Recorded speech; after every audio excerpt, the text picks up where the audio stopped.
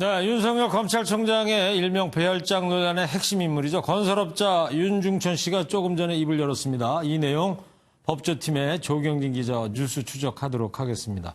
조경진 기자, 윤중천 씨 지금 이제 구속 중인 건데 변호인을 통해서 뭐 얘기를 했다면서요? 조금 전에 나온 얘기인데 뭐라고 얘기를 했어요?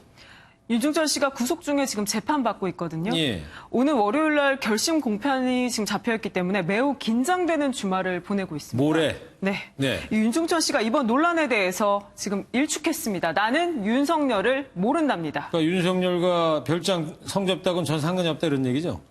이제 그 부분은 더 짚어봐야겠죠. 근데 어제 저녁에 윤중천 씨의 변호인이 윤 씨를 접견하면서 직접 확인한 내용입니다. 그전에도 사실 변호인을 통해서 윤중천 씨에게 윤석열 총장 이야기를 들어본 적은 없다 이렇게 전해지긴 했는데요. 네. 확실한 윤 씨의 입장을 이번에 알 수 있게 된 겁니다. 그렇군요. 윤석열 검찰총장을 모른다고 말했으니까 윤석열이라는 그 세 글자가 들어간 뭐 명함이라든가 이런 물증 같은 거는 없다는 거예요, 그러니까? 네, 명함을 비롯한 물증은 없다. 윤중천 씨가 직접 그렇게 말했다고 합니다. 네, 그래요. 근데 왜 윤중천 씨는 과거에 알지도 못했던 윤석열 총장에 대한 말을 했다는 건가요?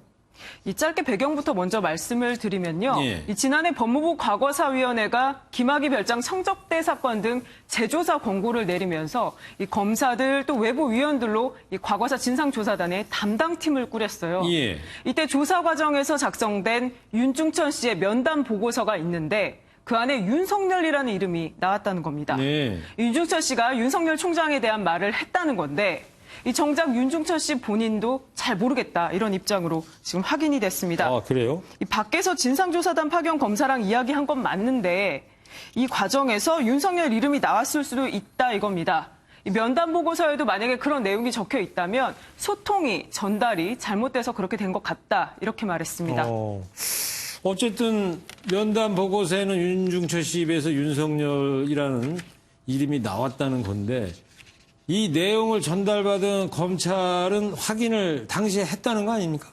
네, 당시 김학의 수사단장, 이 요한섭 단장의 발언부터 들어보시죠. 네.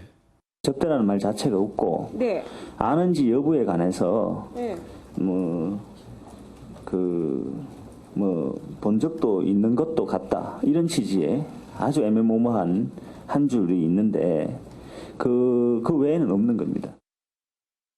국정감사에서 나왔던 얘기 아닙니까? 네, 어제 나온 얘기고요. 면담 보고서를 보고 윤중천 씨에게 확인을 했다는 게 이 김학의 수사단의 입장이었습니다. 네. 근데 윤중천 씨는 이 부분에서 조금 다른 말을 했다고 그러더라고요.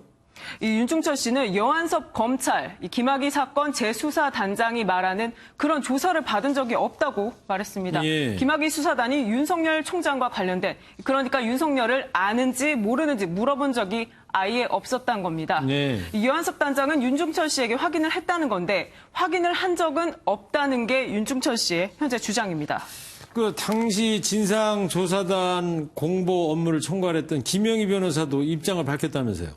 김영희 변호사의 SNS를 보시면 검찰 과거사 진상조사단 김학의 사건팀 조사단원으로서 김영희 개인의 의견을 밝힌다라고 글을 올렸는데요. 네. 굉장히 긴 글입니다. 이 시발점이 된 한겨레 21 그 기자의 보도 내용을 비롯해서 이후 언론 보도를 짚어가면서 사실이 아니라고 밝혔는데요. 예. 그러면서 이 조사단은 윤중천의 별장에서 윤 총장이 수차례 접대를 받았다는 진술을 받은 적이 없다.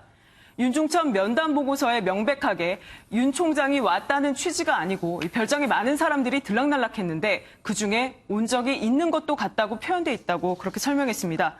그러면서 한겨레 21 기자가 핵심 관계자 3명을 취재한 결과라고 했는데 그랬죠. 이 기사에. 진상조사단 단원들은 언론에 보도된 것 이상으로 김학의 사건 재수사 과정을 알지 못한다라고 선을 그었습니다. 그래요. 네. 한겨레 기사하고는 또 다른 또 증언들이 나오고 있는데 참 복잡하기도 하고요. 이번 사건도 결국 검찰로 이제 공이 넘어가게 될 것 같은데 윤석열 검찰총장이 해당 기자를 고소했잖아요. 배당이 됐습니까, 지금? 어제 윤 총장이 고소장을 발송하면서 이런 사실을 언론에 알렸잖아요. 예. 이 서부지검은 오늘 우편으로 이 고소장을 받았다고 합니다. 근데 이 배당은 일과 시간 중에 하게 될 테니 아마도 월요일쯤에 정해질 것 같습니다. 네. 그렇군요. 근데 전에 왜 최동욱 검찰총장도 이렇게 강수를 두진 않았던 것 같던데 기사를 쓴 한겨레 기자를 그 기사가 나온 날 바로 고소한다는 게 참 이례적이긴 한데요. 그렇죠. 이 통상은 언론 기사에 뭔가 불만이 있거나 좀 바로 잡아야 된다고 하면 언론중재위를 거치잖아요. 그렇죠. 근데 그 과정 없이 바로 고소를 한 겁니다. 그 이유에 대해서 전문가의 설명 한번 들어보시죠. 예. 아무래도 이 기사가 확대 재생산될수록 다른 논란을 좀 야기할 수 있다는 걸 사전에 차단하려는 성격이 상당히 강해 보이고 형사 고소라는 초강수를 둠으로써 어떤 사전 의혹 같은 거를 사전에 차단하려는 그런 의지가 강력해 보입니다. 윤석열 총장의 강한 의지가 보인다 이렇게 얘기를 하는군요. 예. 그리고 또 하나가 있습니다. 이렇게 되면 사실 기자가 익명의 취재원을 오픈할 수밖에 없는 그런 상황이 생길 수도 있거든요. 네. 만약에 재판까지 가서도 이 취재원을 보호한다고 공개하지 않을 경우에 이게 마이너스로 작용했던 사례들도 있습니다. 기자가 자신이 유리하게 이 판단을 받기 위해서 끝까지 함구하기 힘든 상황이라는 걸 사실 윤석열 총장이 모를 리가 없기 때문에 이번 강수가 이러한 부분까지 고려한 그런 대처가 아닌가 이런 해석도 나옵니다. 네. 어쨌든 지금 들어온 소식을 정리하면 윤중천 씨는 윤석열 총장을 모른다 이런 거고요.